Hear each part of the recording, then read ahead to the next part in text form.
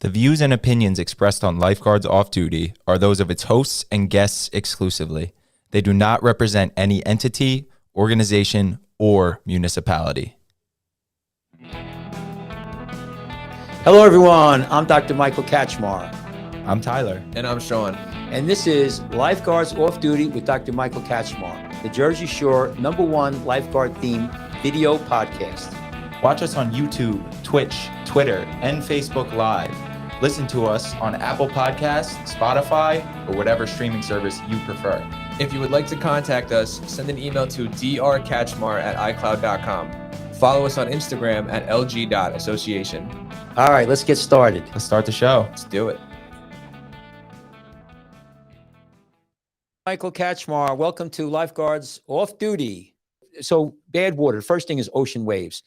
So ocean waves will dictate or is a risk or a hazard for bad water. Mm-hmm. The bigger the waves, the more energy, and the more problems you're going to have, more difficulty, more chance of a drowning, more chance of people getting involved. Now, having said that, I'll go down to 7 here with our board.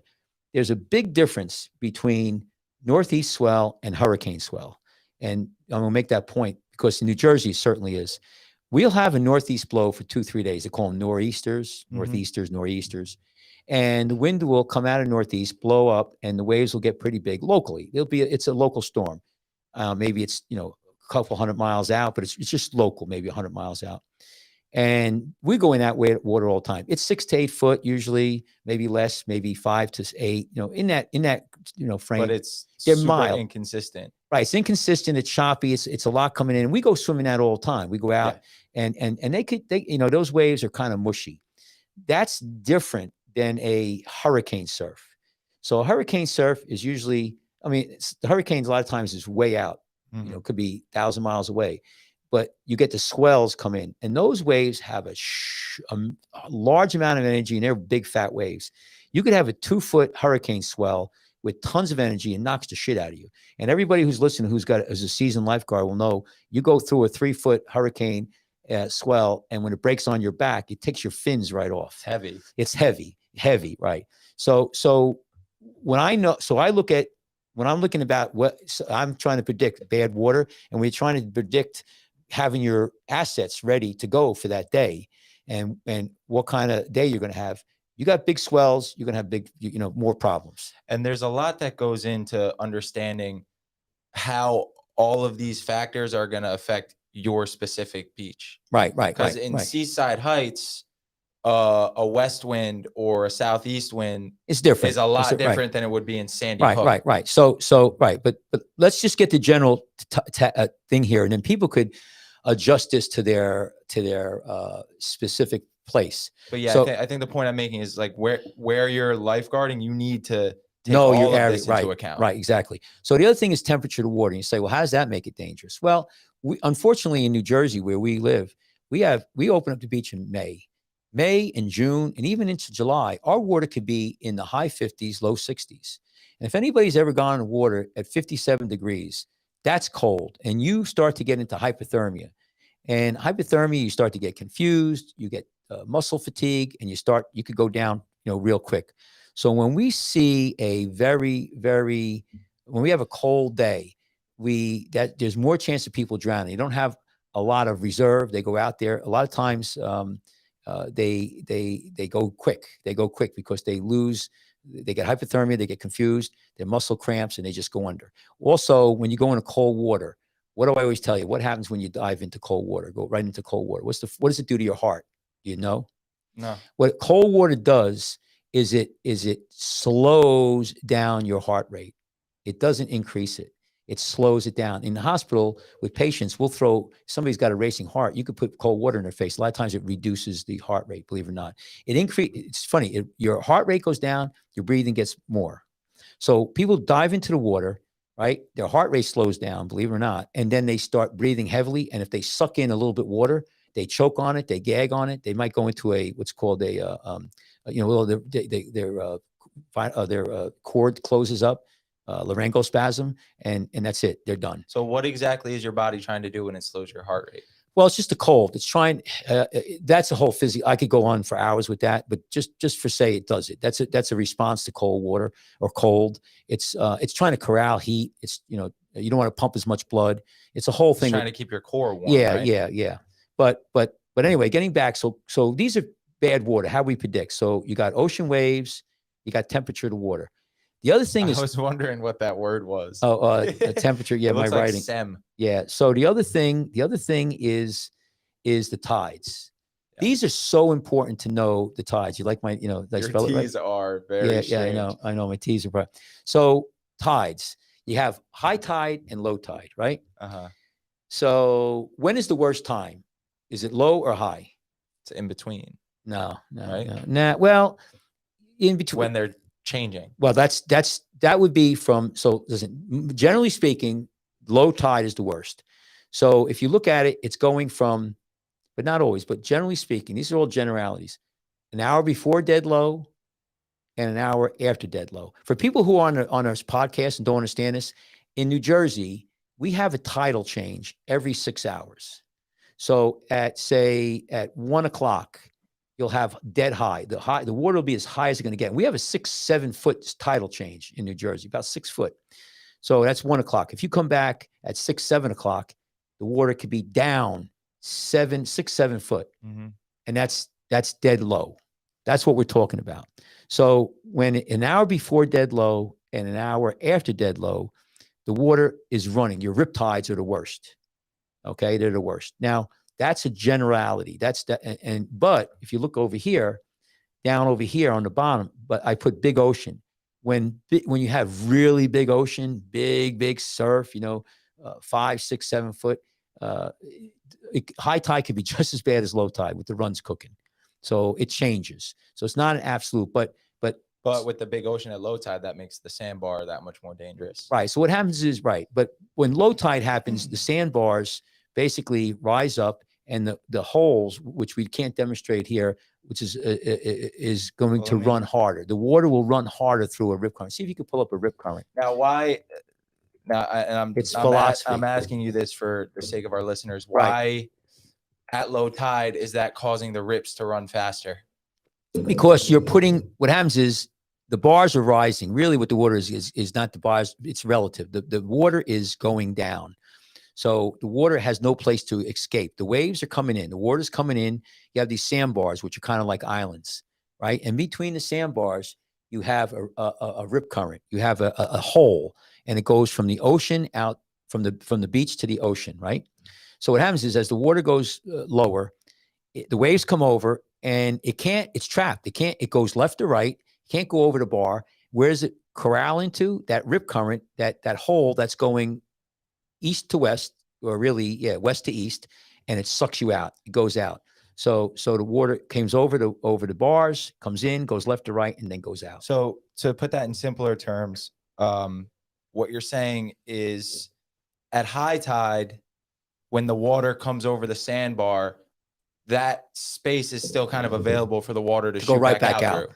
Right. So you can the sandbar is still available to help the water get out. But at low tide, when you have maybe a foot of water at most on the sandbar sometimes. Yeah. Then it all kind of has to go to that gully to shoot back out. Right. Now I'll complicate the matters. If you have a strong wind, either north or south, so in other words, blowing right or blowing left, it could actually send the water, instead of going out and the rip currents blowing, going real bad, people will just drift south or north, and then the runs stop working. And you've seen that. So it's a little bit complicated, but that's why I want to talk about wind. Once you start baking the wind direction into everything, it changes stuff so quickly. Right. But before we move on to that, I want to show this great picture we found. This is a classic, perfect example of a. Oh yeah, there's your at low tide. Right, so people can see that right now. Yeah, we're sharing. So can you make that bigger? That one? No, okay. I wish I could. Okay, so there's the sandbars. The water's coming over, and look at it running out there. That's a great picture. People on our podcast should really look at this. And now this is a good example. This is a good example as well of what I said before, where you can have an example where a wave will build and then break, And then as it moves over the sandbar, the water gets deeper again. It'll build again and then break again on the shoreline. Wait, is that you in a lounge chair there with your girlfriend sitting on the beach there over there? I can't see that. Having a Heineken. No, we haven't been on a tropical vacation yet. This could be Island Beach though. This is a great picture. I think people should go to this and just explain. This is a great, great picture. Here's a more of like a chart of what a rip current is. This is more like what you'll see on a ramp walking up to a beach. Right. That's it. Yeah, that's very good. So now let's cook in. Let's continue on. Let's go and talk about the wind direction. So, whoa, what does that have to do with it? Now, remember, when we come in the morning, we've looked at our charts. The weather. We predicted all of this. We look at our time charts, tidal charts, the wind, the weather prediction, the ocean. All of this. And we do this quickly every day, and we make an assumption, or not an assumption, we make a decision of what risk. And then we'll talk about the flags and everything. But first thing I do every day is I look at my partner and I say, what time is the tides? That's right. Because that dictates. Because you don't know what they are. Yeah. I'm testing them. You're testing. That dictates where do I put my stand. That dictates what do I expect at what time of day. That's right. That's another whole thing. I didn't talk about stands. But so let's talk about the wind direction now. So the wind direction, now this is, again, depends on where you live, what beach you're at. In New Jersey, in Seaside Heights, where we work, Seaside Heights Beach Patrol, our worst wind is a northeast, and especially a light northeast, which means... I think we just, before you move on, we should describe real quick for people that might not know, our island, our barrier island, our beach faces directly east pretty much. Yeah. So a wind, when we describe a wind, we describe it, when we say northeast, that means where the wind is coming from. So a northeast wind is coming from the northeast, and where's it going? It's going southwest. Okay. So we don't say southwest, when you describe a wind, it's the direction it's coming from. So are we still, you put us in a small box? Okay. I'm not sharing right now. Okay. So the wind, let's talk. So the wind direction in Seaside Heights, the northeast, a light northeast, will make the ocean, the currents run harder. And you might say, why? Well, there's different currents. We have currents also. And it's almost a situation where you got tide against the ocean. It's interesting. If somebody drowns up in north from us, it's sad, but their body will float down. I've seen that many times. But during the day, we get a current going from south to north, especially because at the end of the day, we start getting a northeast blow and the water starts to move. So a lot of times the northeast will make the runs cook harder and make the waves stand up a little bit.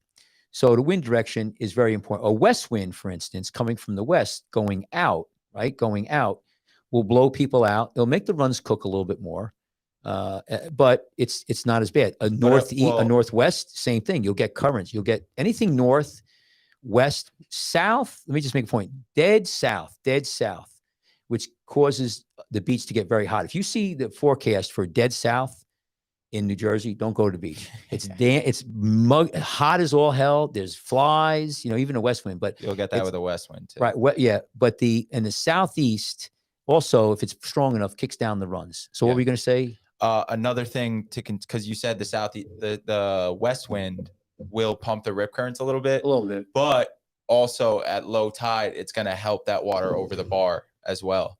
Push it out, right? Yeah. It can. You'll yeah. So, and everything we're saying here, you got to take it with these are generalities. It's not written in stone, but this is what you should be thinking about. All of these things when you set up and make decisions on what flag you want to have, what assets you want to have, and what you're going to experience. Because, you could sit low a little bit and relax until an hour before low tide and an hour after high tide. How many times have we seen it? It'll go, the day's going long, we got control, and all of a sudden, bang, everything starts. You get hit. You get hit. Rescues, people going in trouble. And it's in the hour before, low tide. And I tell everybody, listen, we got another hour of this, maybe two. Yeah. Sometimes it goes longer, sometimes it goes shorter, and then it's done. It's like nothing ever happened. And then you say, well, what changed? From a lay person laying on the beach, it's like, well, the water looks the same to me. Yeah. Well, the tide changed. The wind could have stayed the same. The ocean could have stayed the same. Only thing that changed was the tide. That tide is, Tide's a very just important low thing. enough to where that water starts pouring into the hole. It's like porridge. It's just not too hot, not too cold, just right. So wind direction is really important, guys. Now, the time of the day, okay? You say, well, how's that? What do differences make? Well, if low tide, I'm telling you, is dangerous. If low tide is like 9 in the morning, and then, you got it, you see, and then when's the next low tide? Not until 12 hours later, because, 9, 6 hours is high, then you got another. So you might luck out. But if low tide, you're sitting there and we're having a briefing, and I say, listen, low tide is at 3 o'clock in the afternoon. You better be ready. 3 o'clock in the afternoon in our beach is packed. It's prime time. Between People one, are starting to drink. between 1 and 3. Yeah, we start getting the people who had the cocktails. But 1, 2, 3 o'clock, 4 o'clock, and if you have bad water, then the beaches have the maximum amount of people. It's the hottest. People are going to go in the water. Yep. People have been drinking if they do drink. So the time of the day, if I have everything the same, the wind, the currents, the waves, but it's high tide, low tides in the morning, low tides, way at night, I'm not as worried. I'm a little bit more relaxed, and I'm saying, okay, we're probably not going to have that bad of a day. So again, just to recap here, what's the worst time?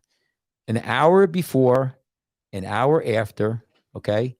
Low tide. Now, what out of those two, what's the worst?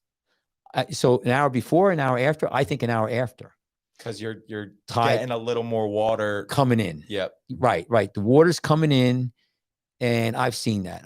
Now, this is my 30, 40 years of experience. I've seen that, so I know that's to be the fact. But again, this is more stuff for lifeguards and people who are going to make the decisions on this. Yeah, we're getting a little technical right? I don't want average listener, but right. So anyway, but that's the end of that. So if I wanted to make it different, just to go over that, you guys could go and look at this later on. My writing's not the greatest, but I think the stuff we have here is really, really important. Before we go on to the next topic, anything there you want to comment on? Because I just think that like what a lot of this stuff is stuff that comes with years and years of sitting there and looking at the ocean and thinking about it. So if you are thinking of becoming a lifeguard, or you are a younger lifeguard, these are the things that you need to always take into consideration every single day when you set your stand up. Right. So let me ask you this, because let's just play like, you're the student and I'm the teacher.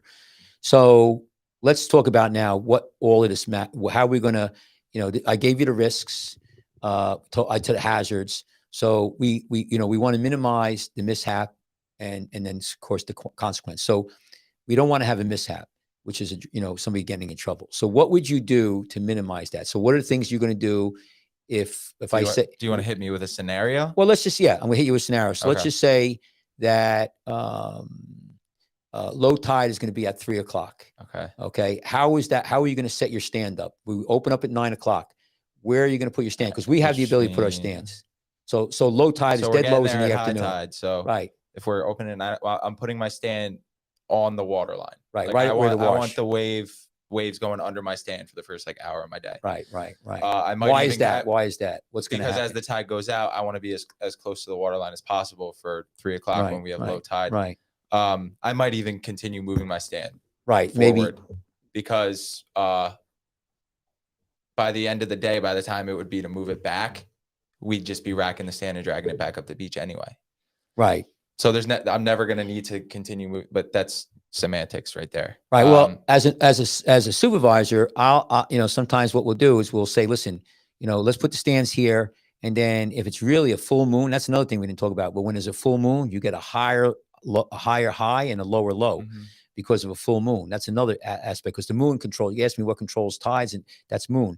But we will move the stands during the day. Don't be lazy. And here's the thing. Let me, again, being, why you have to move the stand? What's the point of it? You're going to run that close. You're that more closer. What moving the stand, it accomplishes two things in my opinion.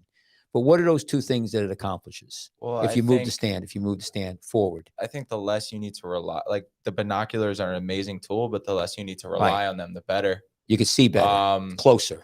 Yeah. And it just makes it easier to get off the stand and have those conversations with people. I'm a big advocate of, one of the first things I always tell rookie or even a 2 or 3 year when I sit with them is like, you want to use your whistle as little as possible. You want to get off the stand and talk to these swimmers as often as possible to like build kind of a respect with them where they don't think you're just up there bossing them around. Right. Now, so to continue answering your question before, low tides at 3 o'clock, at 1:30, I'm either getting off my stand or I'm having my partner get off the stand and walking the water line and talking to people. Yeah. And letting them know, hey, in about an hour and a half, this is going to become a lot more dangerous.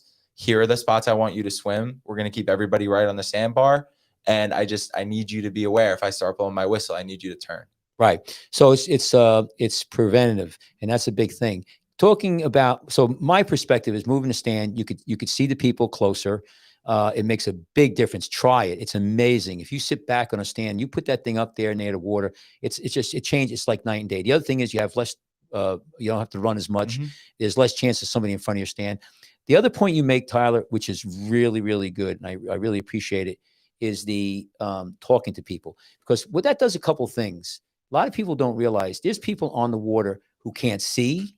They wear their glasses. They take them off. They can't see you. They can't hear. They have poor hearing, Mm-hmm. and you go, and they could be intoxicated or impaired or autistic or, a million things. You go down, you say, hi, good morning or good afternoon, sir or ma'am. I'm a lifeguard here. I was just wondering, and if they look at you and you're like, whoa, you could make a decision there. If they're intoxicated or if they don't understand. We have people who don't speak English, so we have a barrier. We have to try to speak to them and talk to them and try to make them understand. I think that's a great thing that you're talking about. That saves so much problems, going down and talking to people. And well, here's the thing, because I think it's a great idea. I've been there. Right.